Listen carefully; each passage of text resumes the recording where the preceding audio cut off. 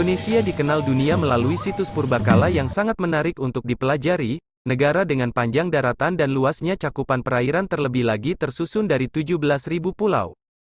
Kehidupan dan peradaban meninggalkan jejak hingga kini kita bisa melihat dari bukti sejarah bahwa ratusan candi pernah dicatatkan dalam tinta emas sejarah peradaban bangsa Indonesia sebagai bukti keemasan peradaban kuno di Nusantara. Kekunaannya mengundang peneliti kolonial untuk membedahnya lebih dalam. Salah satu candi yang pernah menghilang ialah Prambanan.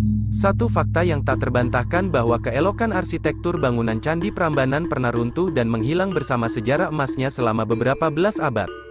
Setelah kepindahan pusat kerajaan Mataram kuno, Brambanan, masyarakat kuno memanggilnya, layaknya bangunan renta yang tak terawat, kemegahan dan keelokan arsitekturnya hilang diranggas waktu, termakan belukar yang runggut menutupinya. Ketika menguatnya pengaruh kolonialisme di Jawa, upaya untuk menemukan bangunan-bangunan kuno mulai dilakukan. Hal ini pernah disebutkan dalam catatan sejarah kolonial yang terangkum dalam catatan Balai Pelestarian Peninggalan Purbakala Yogyakarta.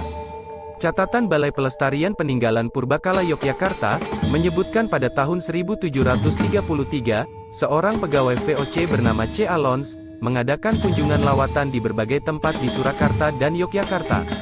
Sebuah buku catatan yang diterbitkan oleh Balai Pelestarian Peninggalan Purbakala, BP3, Yogyakarta, berjudul Membangun Kembali Prambanan, diterbitkan pada 2009, mengisahkan tentang kemunculan kembali Prambanan setelah pemindahan kekuasaan Mataram ke Jawa Timur.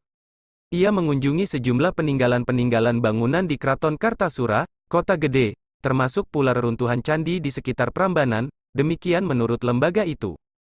C. Alons mencatat perjalanannya ke kawasan perkomplekan Candi Prambanan dengan baik, menyebutkan adanya bukit-bukit di mana bebatuan menyebul di puncaknya, meskipun diragukan apakah dalam deskripsinya tersebut ia bercerita mengenai Candi Prambanan ataukah Candi Sewu.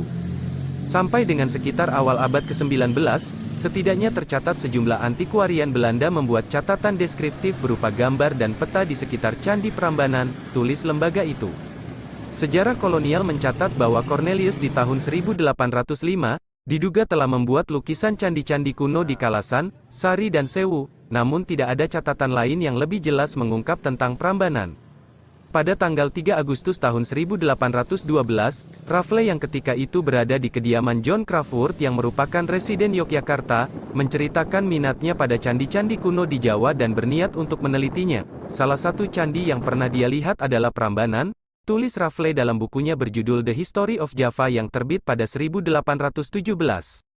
Kala itu, Raffles bertemu dengan Tan Jinsing, seorang kapiten dari Cina di Yogyakarta yang juga telah banyak mengenal bangunan-bangunan kuno di sana. Tan Jinsing menanggapi cerita Raffles dan mengatakan bahwa di sebuah desa di Yogyakarta terdapat sebuah candi besar.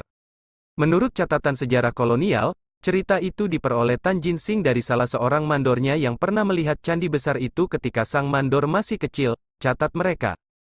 Raffles akhirnya tertarik dan meminta Tan Jinsing pergi ke sana untuk membuktikan hal tersebut.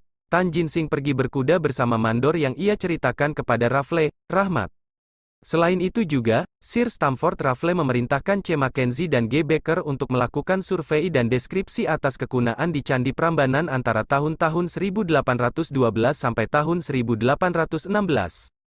Hasil laporan dari Mackenzie dan Baker pada akhirnya dijadikan sebuah rujukan, yang di kemudian hari ditindaklanjuti oleh Crawfurd sebagai perintis penelitian arkeologis Candi Prambanan.